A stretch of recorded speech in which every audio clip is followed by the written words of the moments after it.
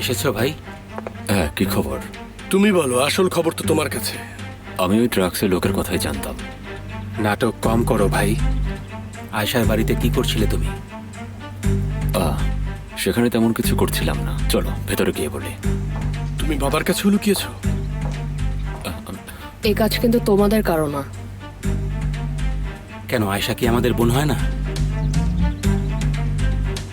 বাবা তোমার জন্য ওয়েট করছেন। আমি ফিরেই তোমাদের সব খুলে বলছি।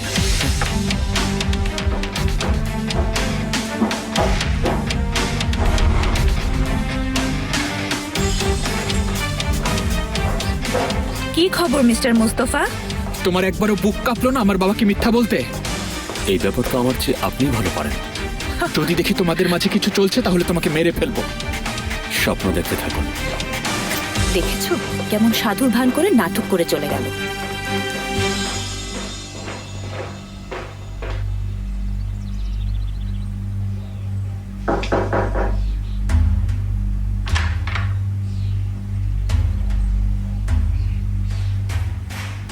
এসো, বসো।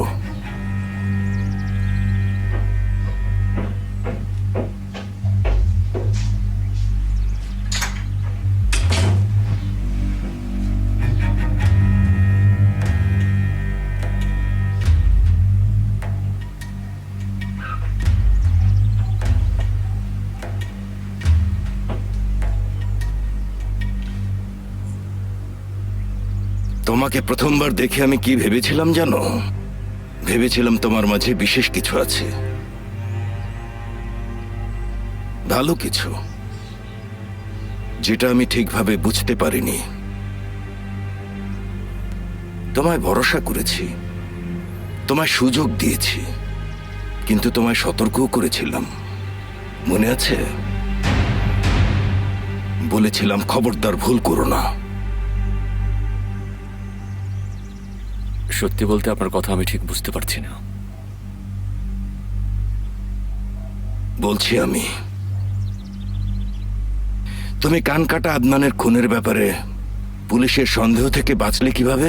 কে সাহায্য করেছে?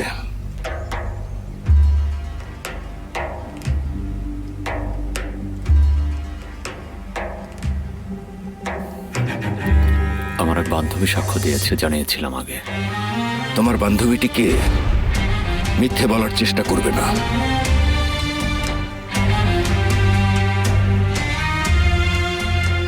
মিস আয়েশা, আপনার মেয়ে।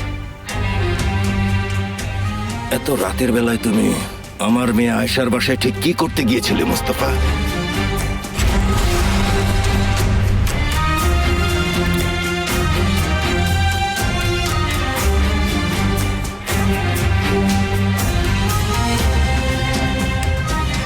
কি হলো, শুনতে পাওনি বাবা তোমার কাছে কি জানতে চেয়েছে? কি করছিলে সেখানে? হ্যাঁ, তোমাদের মাঝে যা চলছে তা লুকানোর চেষ্টা করছো? এত বড় সাহস, তুমি আমাদের সম্মান নিয়ে খেলছো? এমন কিছুই হচ্ছে না। তাহলে ঠিক কি হয়েছে? তুমি সেখানে কেন ছিলে? কেন আমার কাছ থেকে পুরো ব্যাপারটা গোপন রাখলে? শোনো, এক্ষুনি যদি তুমি এর যৌক্তিক কোনো কারণ দেখাতে না পারো তাহলে এর ফল ভালো হবে না মোস্তফা।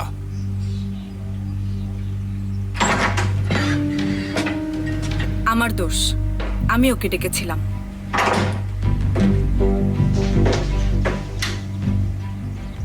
এর মানে কি? বললাম আমি ওকে ডেকে এনেছি।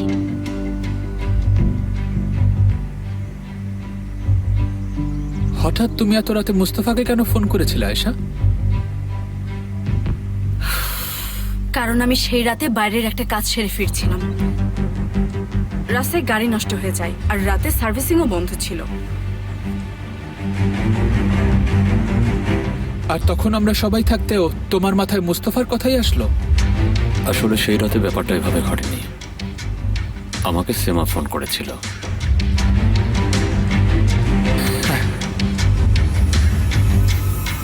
সেমা, যখন আমি রাস্তায় এসব নিয়ে ব্যস্ত ছিলাম হঠাৎ সেমা আমাকে ফোন করেছিল। আমি ওকে সব জানালাম। ও বলল মোস্তফার বাড়ি কাছে আছে। সেমা ওকে ফোন দিয়ে ডাকলো আর সে আমায় পৌঁছে দিল। পরে গাড়িটাও সার্ভিসে পাঠানো হলো। ব্যাস, এটুকুই ঘটেছিল। আয়শা ঠিক বলছে সেমা।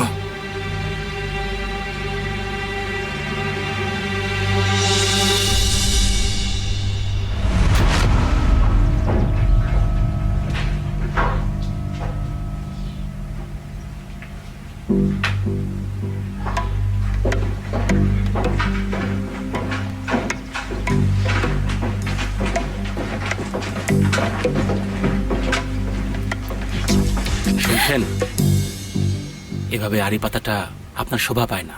এটা খুবই লজ্জার, খারাপ কাজ। ক্ষতি কি? এটা তো পারিবারিক বিষয়ই, আমি জানলে কি হবে? মনে হয় সিরিয়াল একটু বেশিই দেখছেন, তাই না? সরে যাও, সরো বলছি।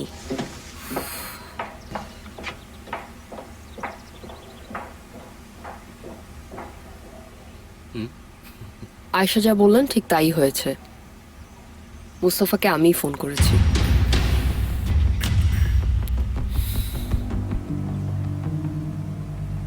সেমা, তার মানে তুমি ওইসবের সাথে জড়িত? বোকার মতো কথা বলবেন না। আমি আয়শাকে ফোন করেছিলাম, ওনার হেল্প দরকার ছিল। মুস্তফা কাছেই থাকে, তাই ওকে ফোন করে যেতে বলেছিলাম।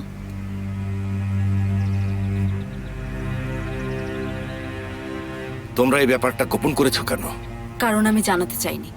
আমি তোমার বা তোমার সাথে থাকা অন্য কারো সাহায্য নিতে চাইনি। তুমি তোমার বাবার বা তার লোকদের সাহায্য নিলে কি ক্ষতি হতো? আমি তো নিতে চাই না। কেন নেব বলো? কারণ নিলে তো আমার নিজের ভেতরেই অপমান কাজ করে। ওই রাতে কোনো উপায় ছিল না বলে বাধ্য হয়েছি। তুমি সেমাকে সাক্ষী দেওয়ার কথাও লুকাতে বলেছো? সেমা তো জানে না যে আমি সাক্ষী দিয়েছি।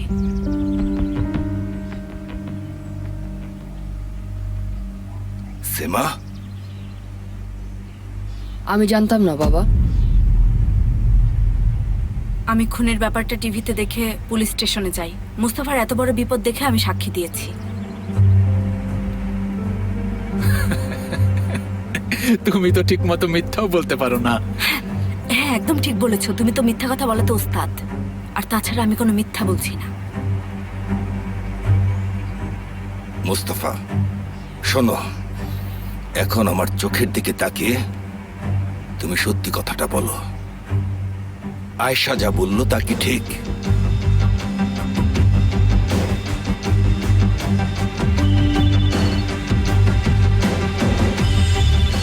উফ বাবা, ফোনটা ধরো না কেন? কি হলো সিনান, তুমি কার সাথে কথা বলছো? আমি বাবাকে ফোন দিচ্ছি কিন্তু বাবা ফোন ধরছে না। মনে হচ্ছে আজ খারাপ কিছু একটা হবে। কি হবে? আমার আয়েশা আন্টি আছে না? না কিছু না। সিনান, সিনান, কি হয়েছে তোমার? আমাকে বলো না, কি নিয়ে চিন্তা করছো? কিছু হয়নি, আমি কোনো চিন্তা করছি না নানু। আসলেই ওই তোমার আয়শা আন্টি আছে না, মনে হয় তোমার বাবাকে ভালোবাসে। আমার মনে হয় ও খুব ভালো মেয়ে। বাবাকে ভালোবাসে কিন্তু কোনো লাভ নেই। কেন, ছাড়াছাড়ি হয়ে গেছে? না, তাদের ছাড়াছাড়ি হয়নি, তাও কঠিন। কেন, বাহারি তোমার বাবাকে পছন্দ করে না? বাহারি নানু তো তাদের কথা কিছুই জানে না। ও, আয়শা আন্টি মিস্টার পাহাড়ির মেয়ে। এতক্ষণে আমি বুঝতে পারলাম।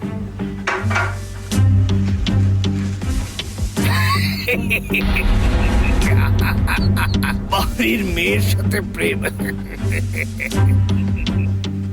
এরপর আমি মিস আয়শাকে তার বাড়িতে রাখতে গেলাম। সেখানে তিনি টিভিতে দেখলেন এই খুন আর আমাকে নিয়ে খবরটা। তাকে ধন্যবাদ যে তিনি আমাকে নির্দোষ প্রমাণের জন্য সাক্ষ্য দিতে চাইলেন, কিন্তু সে চাইনি আমি আপনাকে কিছু জানাই। আমিও বুঝিনি, তাই আপনাকে কিছু জানাইনি। হ্যাঁ, আমি মানা করেছিলাম। এই পুরো ব্যাপারে যদি কাউকে দোষ দিতেই চাও তাহলে আমাকে দাও। স্যার, আমি সত্যি বলছি, আমি খুব দুঃখিত যে ভুল করে ফেলেছি। আর সেই ভুলের কারণে কিছু না বুঝেই আপনার এবং আপনার মেয়ের মাঝে একটা ভুল বোঝাবুঝির কারণ হয়ে গেছে। আমি অনুমান করেছিলাম যে তোমাদের কাছে নিশ্চয়ই কোনো যৌক্তিক ব্যাখ্যা আছে। তবুও তোমার এই সব কিছু আমার কাছে গোপন করা কোনোভাবেই উচিত হয়নি। ও ঠিক আছে, তোমার প্রশ্নোত্তর পর্ব শেষ হয়ে গেলে আমি এখন যেতে চাই। ওকে, ঠিক আছে তাহলে। আমি তোমাদের দুজনকেই বিশ্বাস করছি। আয়শা চলুন আপনাকে বাইরে এগিয়ে দিই।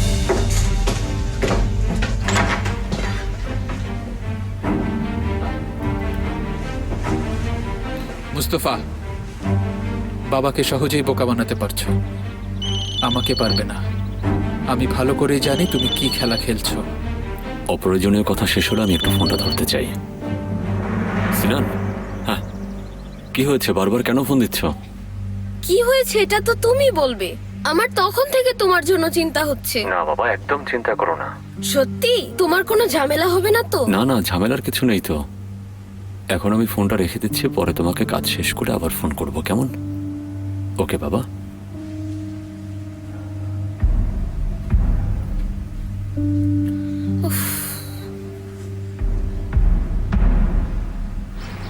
আপনি কিন্তু আগুন নিয়ে খেলছেন, সে আগুনে আমাকেও পড়তে হচ্ছে। প্রবলেম নেই, আমরা এটা নিয়ে কথা বলে রেখেছি। আপনার বাবাকে আপনি চেনেন না, ভেবেছেন, বিশ্বাস করেছেন?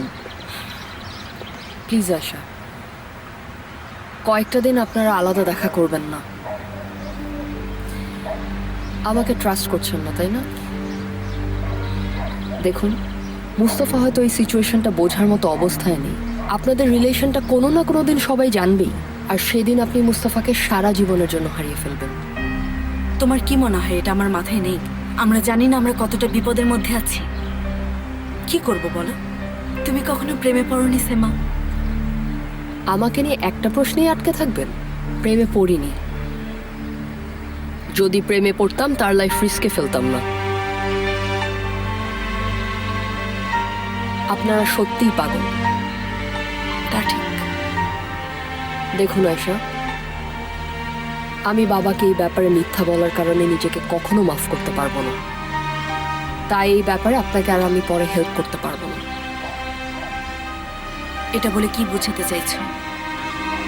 এটাই আমার আপনাকে করা শেষ হেল্প ছিল। আমি আর এর মধ্যে থাকতে পারবো না। মাইন্ডেড। ঠিক আছে সেমা, সামনে যা আসবে আমরা নিজেরাই সেটা সামলে নেব।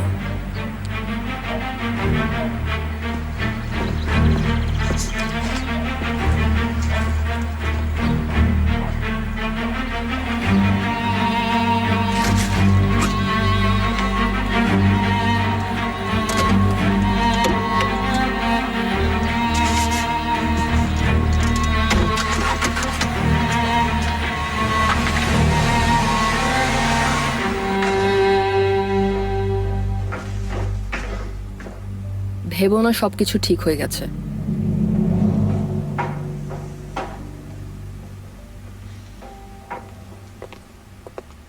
দেখেছো, আর একটু হলেই তো দুই ভাই মিলে মারামারি করে একেবারে শহীদ হয়ে যেতাম। ভাই বন্ধুদের মধ্যে মাঝে মাঝে ঝামেলা হওয়া ভালো। তুমি জানো আমাদের গোকাল্প আছে না, ও আবার মিলিটারিতে যাচ্ছে। ও যাবার আগে তাই আমরা পার্টি করে একটু মজা করতে চেয়েছিলাম। আবার কবে দেখা হয় কি হয় না। তুমি আসতে চাও? আসবো না মানে? অবশ্যই। ঠিক আছে, আমি তাহলে গ্রিল রেস্টুরেন্টে বুকিং দিয়ে ফেলি। কথায় কথায় গ্রিল, নতুন কিছু তাহলে কবে খাবে? চলো এবার আমরা একটা ইটালিয়ান রেস্টুরেন্টে যাই, ওখানে আমি তোমাদের জন্য ফেটুচিনি পাস্তা অর্ডার করবো। হ্যাঁ, চিন্তা করো না, বিষয়টা আমি দেখবো। চলো চলো তাহলে। এই ফেটুচিনিটা কি?